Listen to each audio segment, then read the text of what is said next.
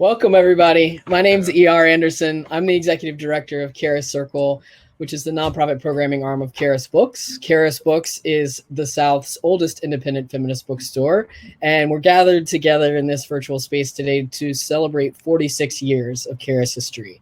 We are really excited to be, honoring this anniversary at a somewhat historic time in our country, and talking about the things that we're for. So one of the things that we spend a lot of time talking about at Charis is what it means for our movements to center generative, creative, hopeful, energetic, positive things that we're trying to build, right? And that the way we are going to win, the way our movements are going to win, is by being more creative and more imaginative than those who seek to oppress us, right?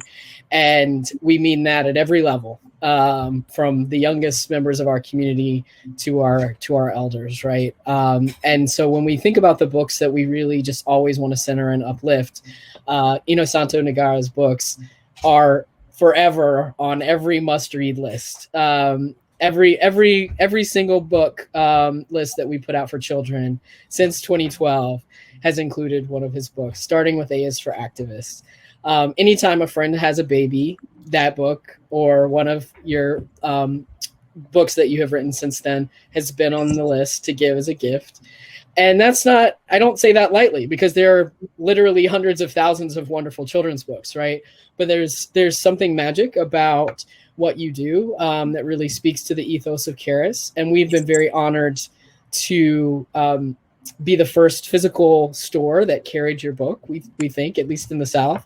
And part of that is because Kavita Rajana, who is here with us, who is a longtime friend of mine and friend of Charis, mentioned you to us because her friend had given her the book, and she said, you need to know about this book. And so when we were thinking about how we wanted to celebrate our birthday at a very uncertain time, we did not know we know no matter who is elected to the White House that our communities are going to be fighting for justice, right? We know that the person in the White House doesn't save us and is not the end all and be all, but we know also that who's in the White House can make a real material difference in our day-to-day lives. And so when we were planning this, we said we really want to honor our communities, and we especially want to honor the work that children and families are doing for justice, because that's a big part of who we are at Charis.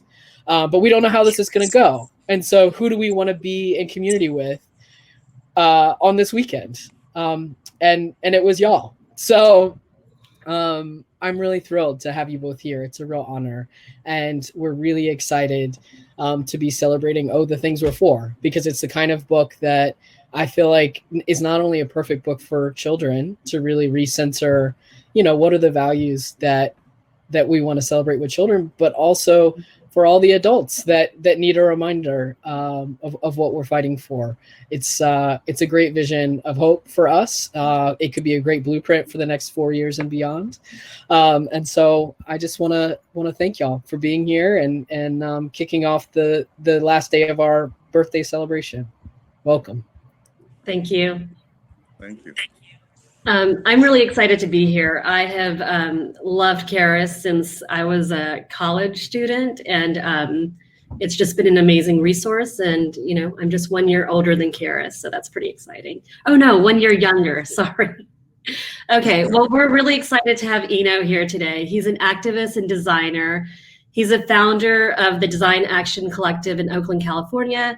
They create art for social justice, and all of that work is to support on-the-ground organizing. Many of us probably have posters from the collective up in our houses. I know we've used a few at different protests. Eno has written 6 books now for children, and books that many grown-ups love too.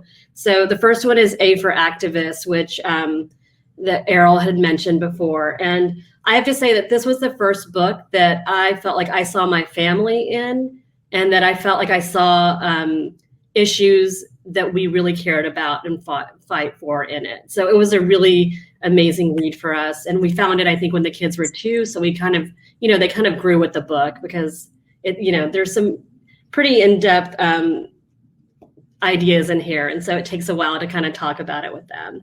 And we also have Counting on Community. My Night in the Planetarium, The Wedding Portrait, M is for Movement, and finally, the reason we're here today, Oh, the Things We're For. And Errol will most likely tell you how to buy all of these wonderful books at Charis. But we wanted to just start by saying welcome to Georgia. It's like, what a moment to be here. And I imagine you've learned a lot about Georgia in the last couple of days. It's true. No, and thank you so much for having me. It's my honor to be at Charis. Charis, like you mentioned, was one of the first stores, perhaps the first store to carry A is for Activists when I first self-published it. So, and I came up around feminist bookstores like Old Wives' Tales in San Francisco, and I feel like, it's such an important institution, and I've always felt like I should have done more things there over the years, and I just haven't made it out there. So I'm so glad that we finally were able to do an event there. And thank you, Kavita, for hosting this. And this is at this historic time to be around Georgia activists, and is really.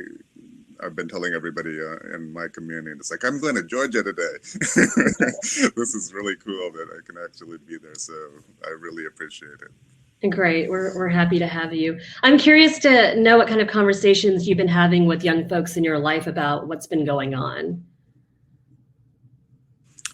I think right now, because of COVID, I think we just lost you, but hopefully you can still hear me. I haven't been in physical spaces with a lot of kids recently. I have my own community, and the kids in our circles in Oakland, and most, the focus has been on the elections. And having gone through 2016, a lot of the conversation was about, what are we going to do one way or the other, and why it's important that we do everything that we can, but that we also prepare ourselves for the possibility of a longer fight. And that's still true, regardless of who ends up sitting in the White House. The struggle for against oppression and for equality and for our freedom is something that I think we is an everyday for most people. So I think are you still on there? Okay. Yeah, I'm here. You can't see me. I'm sorry. Yeah. The screen went for a second, but yeah. Okay. I'm still here. I think that's kind of the conversations we've been having with our kids too, is just, we're thinking about this as harm reduction. It's very good harm reduction for right now, but it doesn't, answer what we're still fighting for. And so it's lovely to have this moment. I've been telling you, it's like we can be happy, about what we feel like we have achieved, and that's not only just, who's in the office. I think that there's, a lot of the organizing over the last 4 years has borne fruit, and we can be proud of that. Yeah, and you're in Georgia, home of some really amazing organizing and organizers. I mean, exactly. So much of why we saw what happened. I mean, it was such a people's win, and the work of folks who've been working for, decades. I'm curious to know what got you interested in writing a children's book and illustrating children's book plays. Well, I live in a co-housing community. My son is the youngest of 8 to be born into our community, so I'd been reading children's books to kids for a while. And when you have little kids, you end up reading these books over and over and over and over and over and over and over and over again. And the way I put it is, I wanted to have the book that I wanted to read to my kid over and over and over and over and over and over and over again. I wanted to have a book that talked about the kind of things that we do as organizers and activists, and that spoke to the values that we share in our community. And I didn't find that book in the bookstore, so I decided I would write one. I happen to be also, a graphic designer and an illustrator. Right.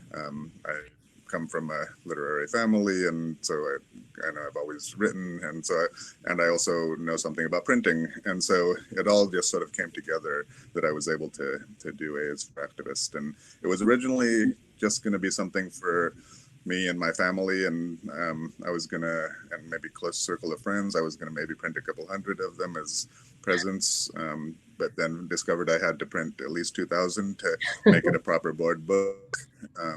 So I went and I took out some loans from friends, structured it so that if I still owed them in 5 years, if I wasn't able to sell these books, that I would then put it on a credit card. But as it turns out, I sort of underestimated how many people out there shared our values and wanted a book like this as well. And so the rest is, as they say, history. Yeah, I agree with what Errol said. I think so many people give that book as a gift, that particular book as a gift. And I've actually gotten it for people and they've told me, oh no, we already have a copy. And so it's, it's kind of a fun problem to have. So this is the perfect timing. What would you read for us from your new book, Oh, the Things Were For? Yes. So this is the new book, Oh, the Things Were For. I think I was going to get the screen share up so that you all can see it.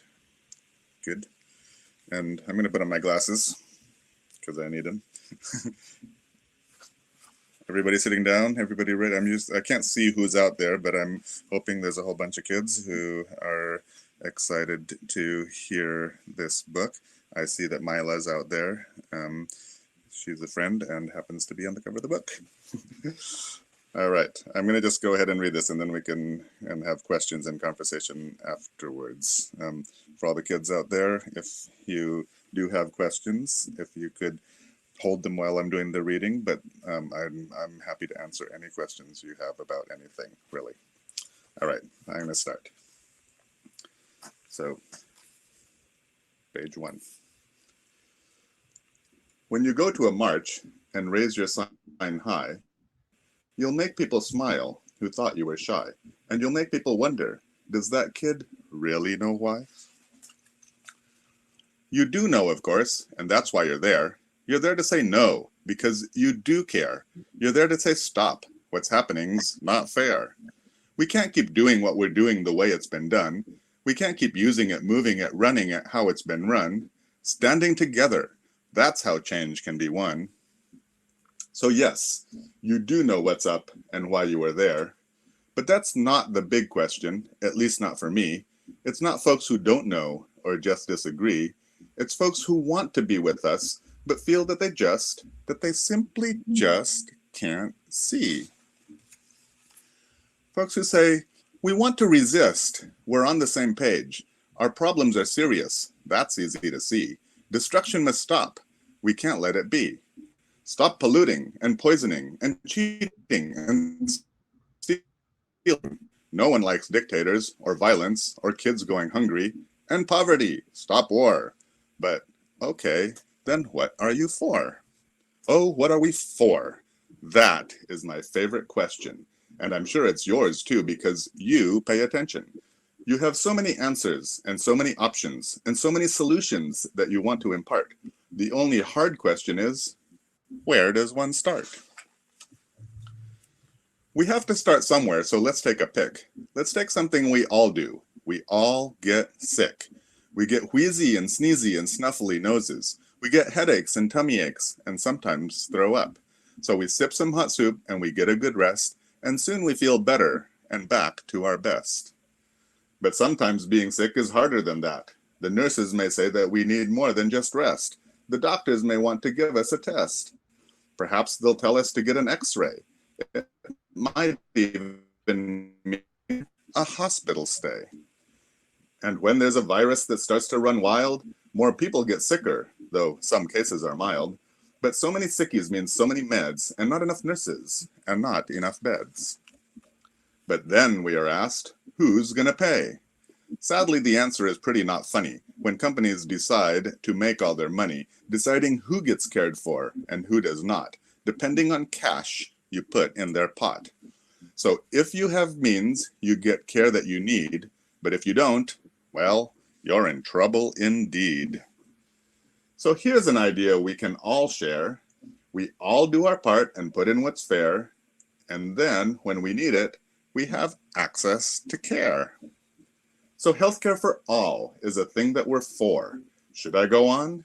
Continue this tour? No problem, for sure.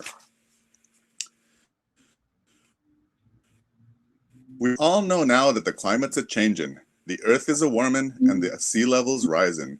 The ice shelves are melting, which is not all surprising, since science was warning that the globe will keep warming if we keep burning the stuff we keep burning. But is there an answer, some people may ask? Why, yes, you say, if we're up to the task. Look up, you exclaim. What do you see? A huge ball of plasma. Clean energy for free. So instead of drilling and spilling and, let's be honest, even killing for dirty dead dino goop that should stay in the ground, let's embrace the sun and wind and earth. Nature's power will always abound. If anyone's still not sure what you mean, what we can change so our future is green, well, it starts with committing to making it real, working together to seal a New Deal. Wow. They say universal healthcare, they say, solar energy, such big things for a kid. Okay, that's cool. But shouldn't you be focused on kid things like play dates and school? School and play. Why, yes, on that you have much to say. We learn more with more recess and time to eat lunch. Much smaller classes. We can't learn in a crunch. If we memorize and drill and are taught to be tested, real thinking does not get invested. Critical minds can't flourish that way. And speaking of teaching, our teachers need much better pay. We need schools that are safe. We need freedom to range. We need libraries and sports. We need cultural exchange. We need music and arts to fill our brains and our hearts. We should be seen as whole people with many different kinds of smarts.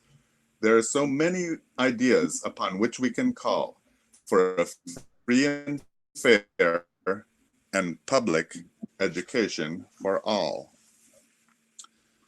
But let's get more personal. Let's talk about we. Let's talk about you. Let's talk about me. Let's talk about us and the many, many ways we can be. Let's celebrate the splendor of spectrums of gender. Let's recognize and value the many hues of our skin, the many languages we speak, our many lands of origin. To whom one may pray, with whom one shares love, diverse ways our minds work, our bodies we're proud of. Those who've always been here, on whose lands we now tread, those who dare speak up, those who act quietly instead. But let's also be clear that harm has been done. Futures were stolen by sword and by gun. We can't flip a switch and say that we're there. A history of injustice takes more to repair. To balance the scales, we must reclaim what they stole and do the hard work to make us all whole. Making us whole. That's really the theme. It's not as difficult as it may seem. Lock them up, they say. Throw away the key. That's the quick fix that some want to see. But let's take a moment and take a close look. Who gets locked up? Where, how, and why? You'll see there's a problem that one can't deny. A pattern of how the judgments we face are different for each based on money and race. And even if things were quote-unquote fair, and those doing time, quote-unquote, deserve to be there, is putting humans in cages the best we can do? In 10,000 years, have we learned nothing new? We have, of course, and that's the good news. There are much better options from which we can choose. Lift up the idea that we dispose of no one. We're each of us more than our worst act. There's no panacea, and work must be done. Liberation's for all of us, or else it's for none. Speaking of work, we've ideas there too. Things we can change, things we can do. So many people work hard for their pay, but hardly make ends meet at the end of the day. And as if just working wasn't hard enough, they're all alone when the going gets rough. There's so many ways that these things can be tough. We don't even have room to list all of that stuff. But suffice it to say, there's many a way where workers have rights and workers have sway, where we work with each other in union as one, or better yet, in co-ops for fairness and fun. And when our rights come under attack, we will know who's got our back. Okay, I know, this is a lot. But hey, they asked, so they get what you got. They opened the door for solutions galore when they asked you, what are you for? Maybe they'd hoped for something lighthearted, but you, my friend, are just getting started. So as you can see, there's much to be done, much to be fixed, and much to be run. But having to do stuff isn't so bad. Let's roll up our sleeves. Let's do something rad. Let's shout out solutions from sea to sea. Let's yell out our favorites. I hope you'll join me. See here, if we were actually in a room together, we could all start yelling. Which are the things that what are the things we're for? Diversity, science, equal rights, single payer healthcare, kids' rights. So you all should start yelling out your solutions, and maybe you could put them in the chat, and then we can read off some of the solutions that, especially if you kids are out there, or type in the things that you're for, and we can read them out at the end of this. Okay. So, to you, these ideas are never a bore. You've already shared many and have many, many, many, oh, so many, many more. When you care for the world as much as you do, creating solutions is oh, so you. Of course, not all solutions are the best they can be, and on some things, we may disagree.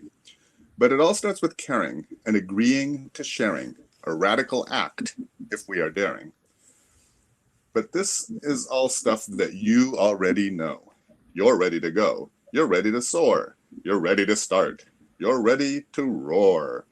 So off now, let's go. Let us start working. Let us start building the future we're for. Thank you so much. We here on this page, you can write down your solutions too for when you have the book in hand. Perfect. We're already getting a few things that people are fighting for. That's exciting. We have immigration reform, no trash in the ocean. My daughter Asha said free healthcare and education. Someone said standing up for Black lives. So these are great, and please continue to share. This book just seems right on time for 2020 and just, everything that we're dealing with this year. I mean, understanding that a lot of it is not new, but it's like things have ramped up in certain ways. So I'm just curious how you chose the issues that you decided to share in the book, and, did you get them from young people in your life, or how did you make that decision?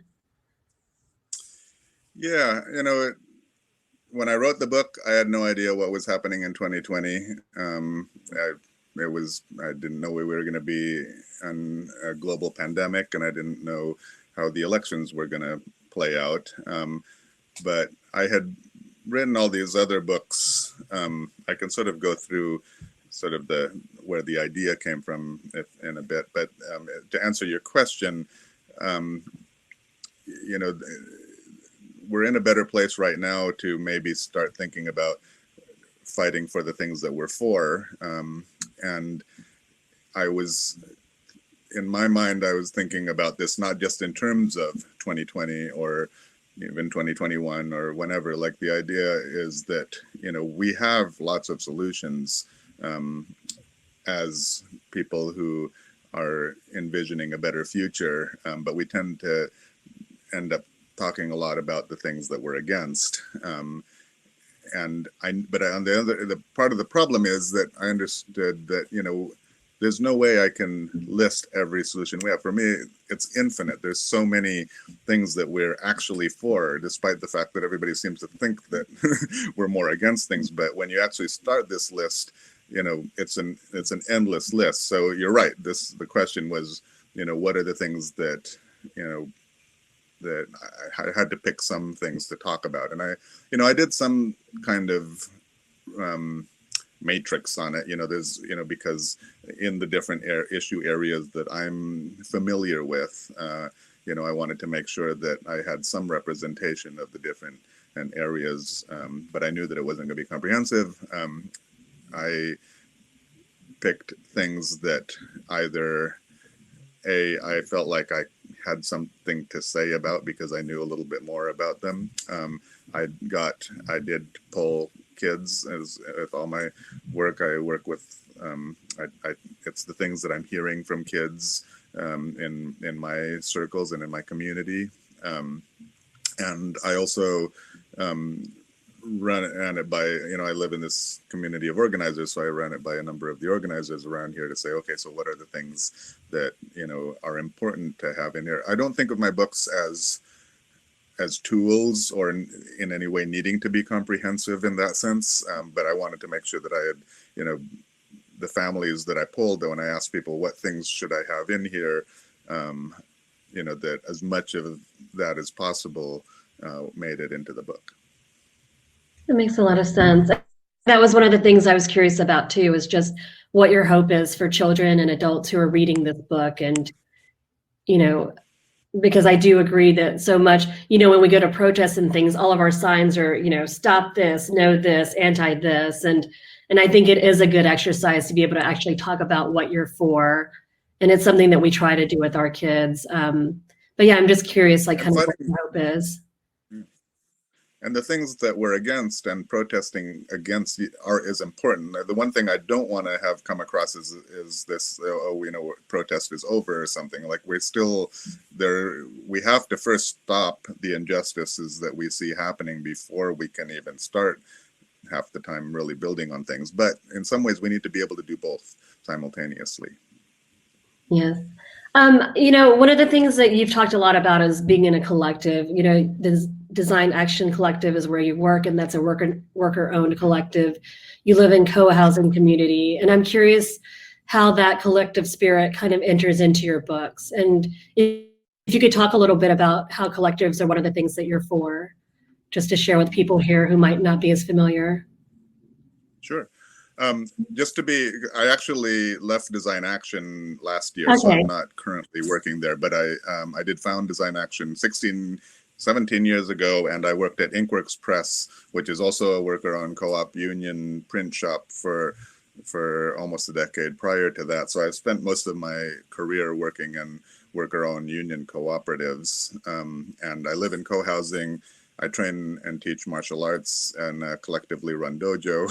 So everything that I from my work, my family, home, and hobbies are all run in democratic models. The way I think about it is, we're supposedly live in a democracy, but we every day are expected to check our voice at the door when we enter into our workplaces, what Noam Chomsky refers to as private tyrannies. And so to me, the idea that most of us live most of our lives in places where we have no say over our day-to-day lives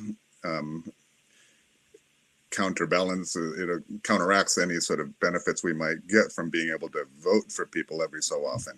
And so what I'm looking for is the idea of all of us having a voice in our lives in all aspects of our lives, and that should be how we live in our communities and in our ownership of our properties, in our schools, in our training facilities like my dojo, and for sure in our work, which is where most people get trained to have to follow the hierarchy. So I'm curious also to hear what feedback you've received from young people, from children about your books, whether it's the Things We're For or the other books that you've written. I know a lot about what adults in my life think and what my two kids think, but I'm curious. Yeah, I haven't read The Things We're For in physical classrooms because it came out after COVID. I read some sections of it warming as I was still writing it, but so the feedback has been a little bit more like what kind of questions do I get? But in general, my process around writing children's books, starting with A is for Activists, is that as I was writing and as I was developing the illustrations, I would start first with just a draft that I sort of essentially hand wrote, and I would print it out as a book, and I would read it to my kid. And then I would read it with some of the neighbor kids and some of the kids in our community. And then as the illustrations get more developed, I would use clip art just as temporary things. I would start sharing it out to wider and wider groups of families with kids in the age range that the books are meant for. And because it was, one of the things that everybody asks, because there weren't a lot of books like this when I was first writing A is for Activists, there's a lot more now, was the question of, is this really for kids? And there had been some other books that were out there that were sort of not really for kids, but in a kid book style, and the authors actually said this was a parody, it's not really meant for kids, kind of thing. This one I really did mean for it to be read with kids, and I wanted to make sure it really did work for kids, because there's sort of an adult layer and there's a kid layer, especially for like A is for Activists, that's for little kids, but in some ways also even more so for the picture books like The Wedding Portrait and Planetarium, which are for kids to actually start hearing the story and having more questions about. And then M is for Movement, which is early middle grade chapter book, so the kids are actually reading it themselves. It was really important to me that the kids, that I had field tested it with actual kids. So I'll do this thing where I'll send out a survey, a bunch of questions with the book to now say a classroom of fifth graders, and they'll read it and then they'll fill out their classroom, or I'll send it to families that I know or people who know, of my books who've said that they are interested in being part of this. And, I'll always say, like, if you're reading it with your kid, if the parents actually reading it, I actually really want to know what the kids have to say about it. I'm not actually, interested in the parents' point of view. They'll tell me anyway, so I try to be as rude as possible about that, so that they'll definitely make sure that they get their kids' feedback on it. And kids, they will be honest about what they think about things. They don't know me, and they're not trying to prove anything. So it's actually really refreshing to be able to get real feedback from real kids. And so I do. That's in terms of what kind of feedback I get. That's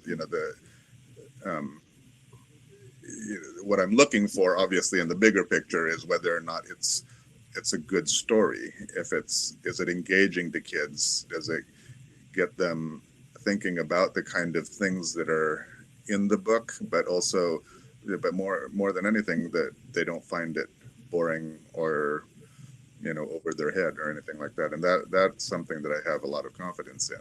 Now, not every book is for every kid. So, some kids like some types of books and others like others. And I think that that's okay. But I think for the degree to which it is a kid's book, it needs to really speak to kids.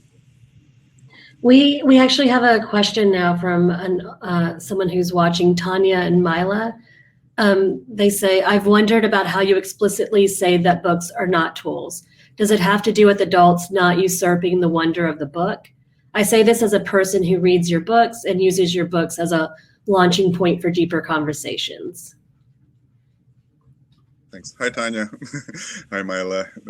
Tanya is an amazing educator in Boston who works with kids and does use books as tools. When I say that, Tanya, I'm not saying that they shouldn't be used as tools. I just don't think about them in that way when I'm writing them, because I think it's important for me not to start out with thinking about how, this is not curriculum. I don't want it to turn into a textbook. There's plenty of good textbooks out there, and there's plenty of, actually now there's a lot more of these kind of books out there that talk about issues in ways that are helping, that are good reference tools. But what I'm trying to do is make sure that I'm writing good children's books that are engaging first and foremost. Of course, I have my political philosophies that I'm sharing, the values and the things that I think that are important to make sure that they're included in books, and especially like the things we're for book and is for activists, where it is a bit of a survey of things out there. I find myself to some degree looking, okay, did I cover this, did I cover that? But if I have a choice over should I put something in or should I not, it's not going to be based on whether or not I have it fulfills my checklist as much as it's whether or not it's something that I think I can convey in a way that's going to be engaging to kids.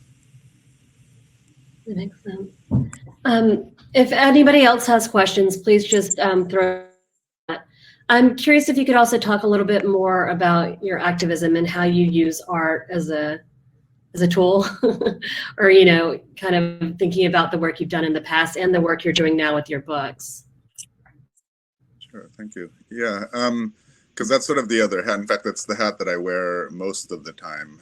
I'm doing more children's books these days, but for the last 30 some years, what I've been doing is graphic design for social change.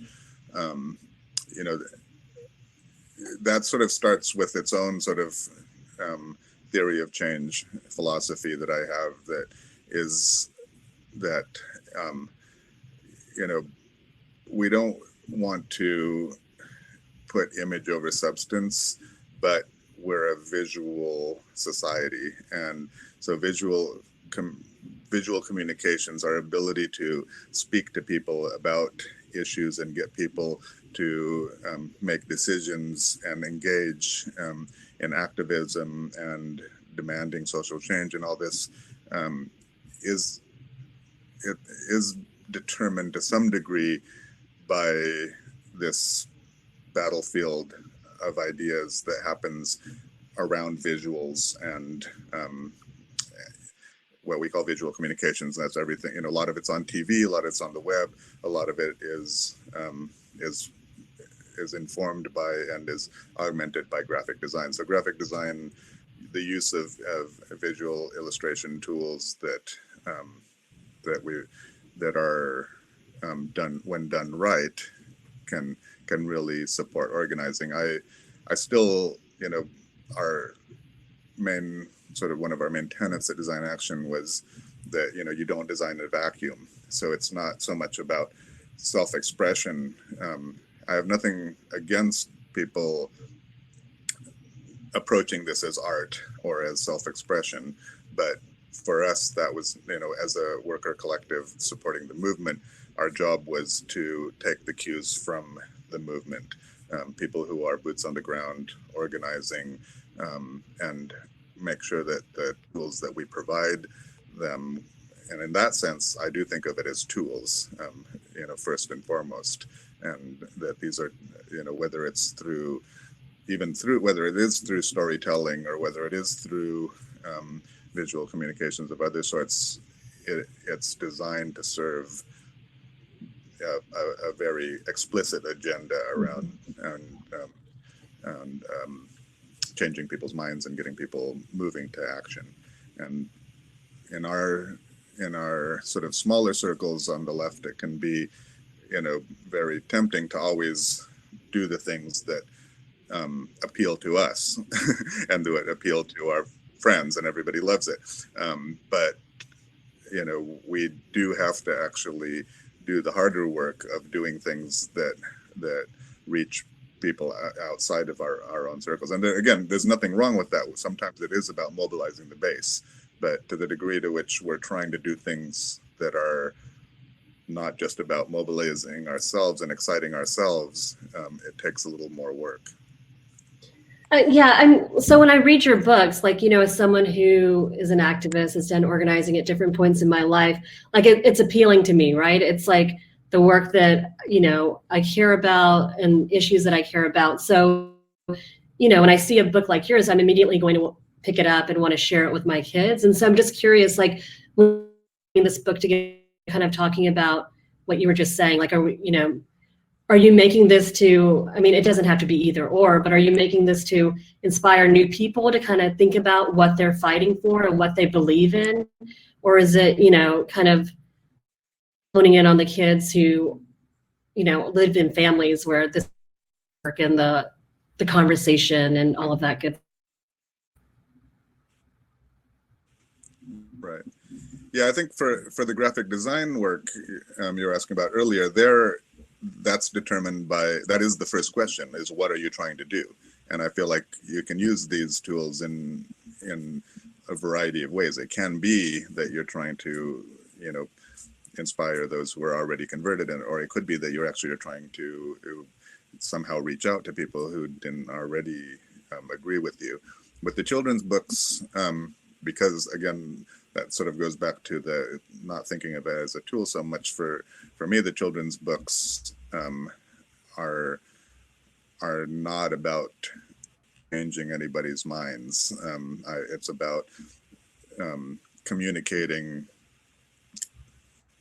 about storytelling in a way that is engaging to kids around things, issues and values and experiences that are to me universal. Whether, the fact that adults who have opposing political views may look at this and decide and say that they don't agree with this or that. To me, the way that I approach it talking with kids is talking about it in a way that I think is true, regardless of who you're voting for, if that makes sense. So it's not so much about trying to change minds or convince people that you should support this if you didn't otherwise. It's just about putting it out there, what we believe to be true, and let people decide from there. Yeah, I definitely think that it's inspiring and will reach people who, aren't necessarily active or thinking about these things right now. We have another question from someone who's watching. This is from Anand and Asha, to people I know. They wanted to know if you have a favorite book from when you were a kid, or is there a children's book that inspired your work?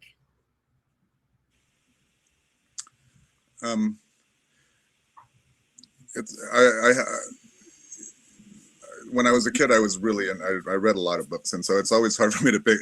At different stages in my life, I was inspired by different books, and for the most part, they were a lot of the books that other people read. I grew up in Indonesia, so the books that I was able to get that were in English from the United States were ones that my parents, my mother in particular, was able to bring to me.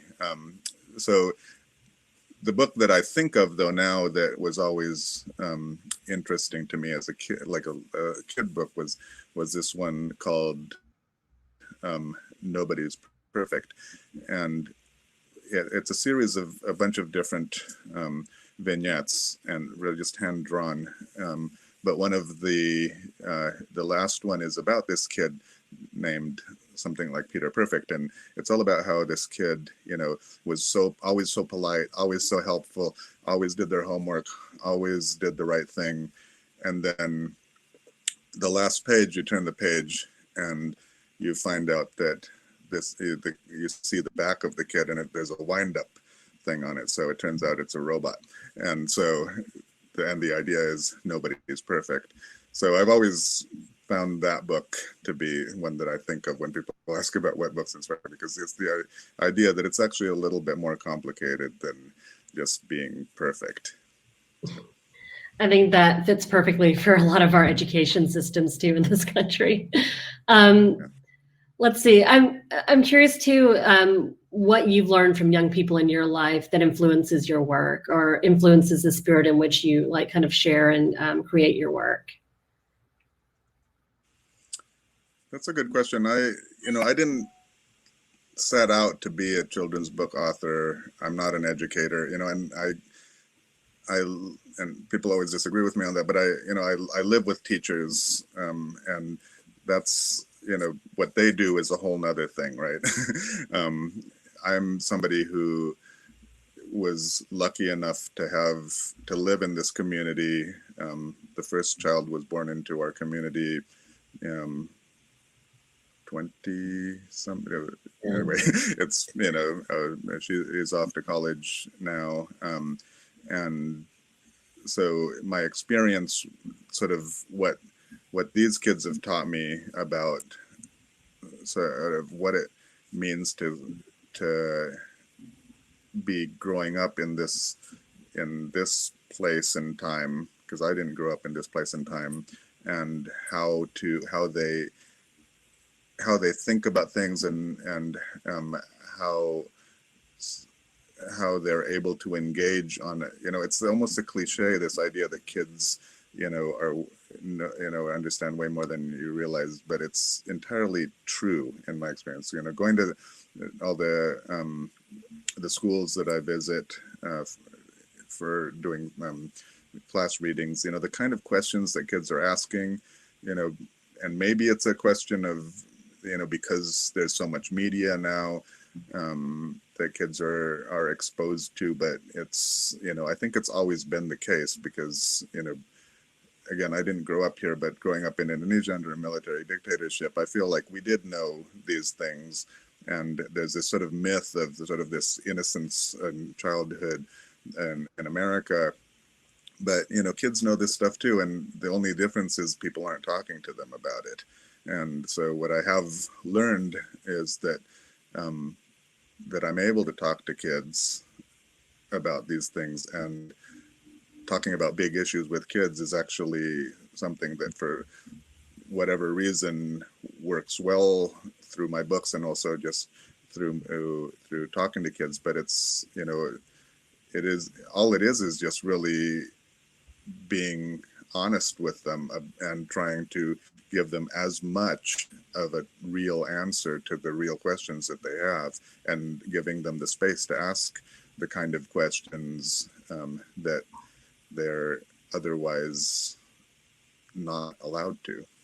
So I guess in terms of what I've learned from all this is that I've, and what I've been formed by was that it wasn't just that I get to write A's for Activists for my kid. This is actually true for kids across the country.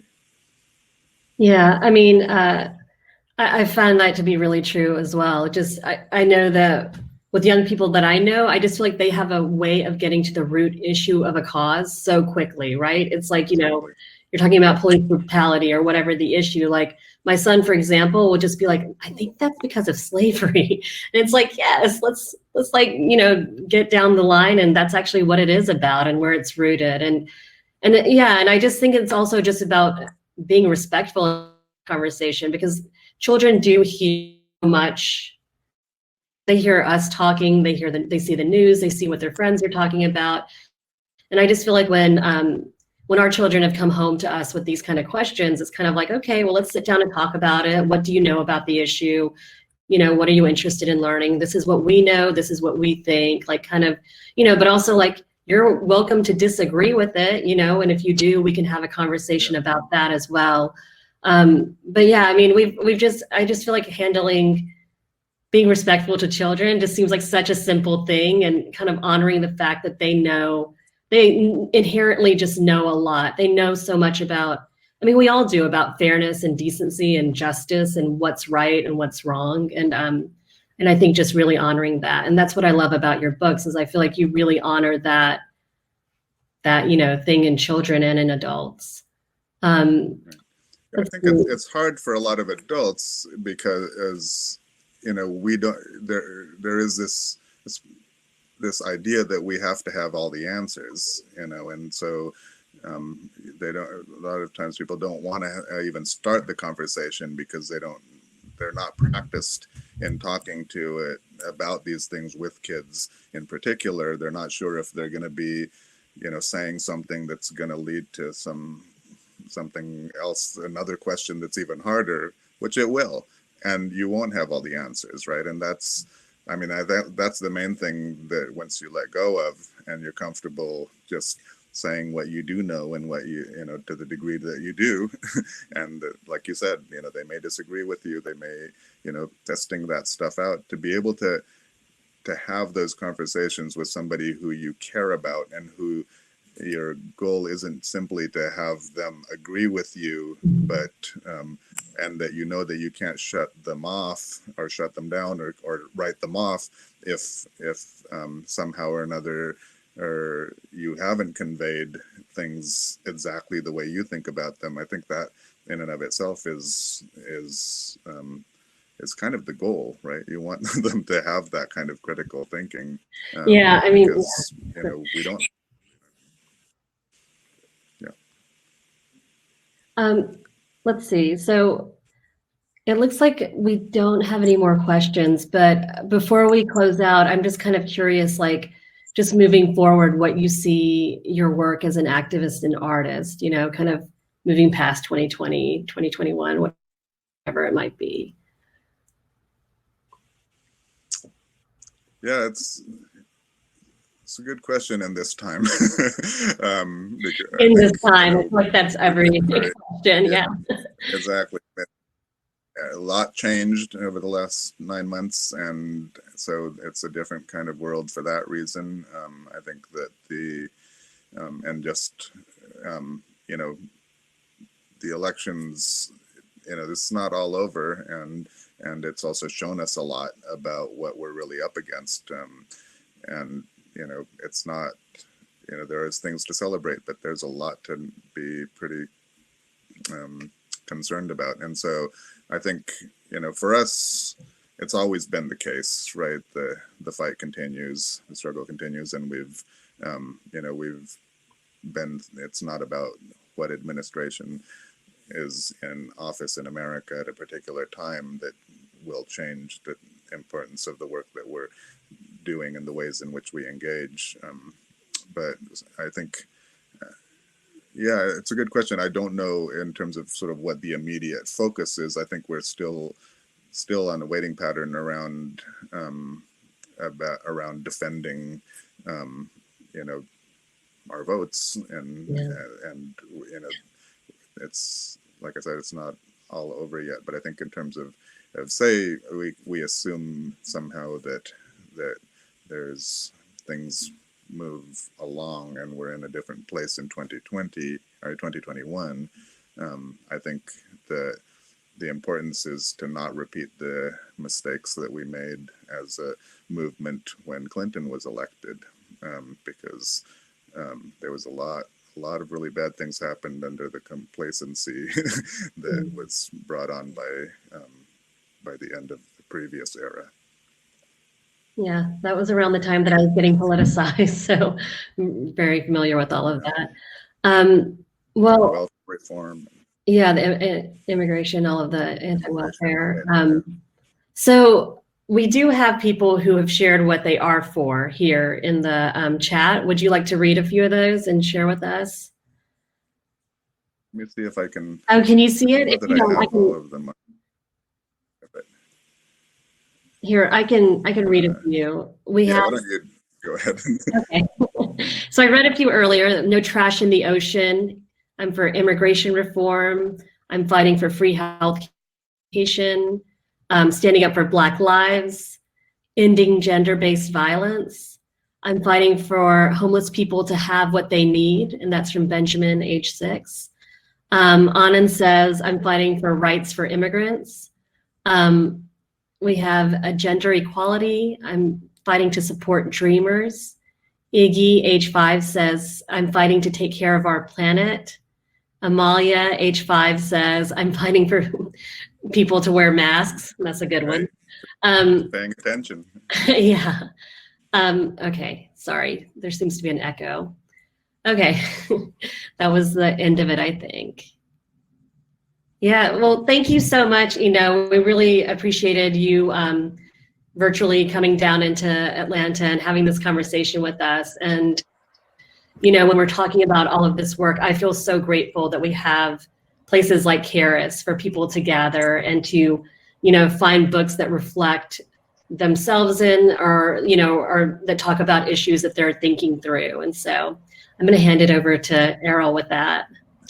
Yeah, thank you both so much. This was such a treat. And, so much of the way that we think about the role of story in our lives is that, our activism really does feed our stories, and our stories feeds our activism. And I think, again, thinking about the role of imagination and really honoring particularly children's imagination and letting children's imagination lead our possibilities, because so often as adults we begin to foreclose possibilities, and sort of get jaded and say, oh well, that can't happen. And I think books like this really recenter us and say, like, it's only impossible because we've decided it's impossible, right?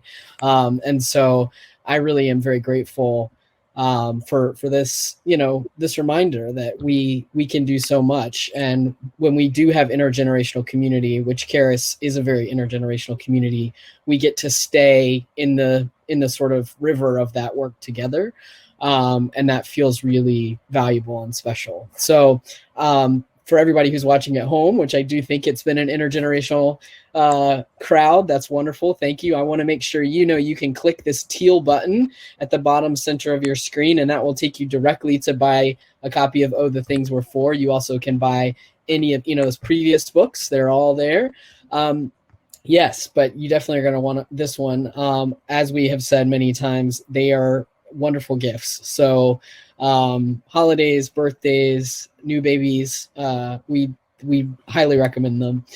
The other thing it is my job and pleasure to do is to remind you that all of our work is nonprofit work, and so we ask if you have an extra $1 or $2 to spare. We really appreciate the support from our community members to help us pay for this platform and to continue bringing amazing author events to you from around the world. So the last thing I want to say is just, thank you. This is, it's been really special to finally get to be in conversation with you. And I can think of no better weekend to do it than our birthday weekend. So it's a real honor, and we will just always support anything you do, because you've already given us so much joy.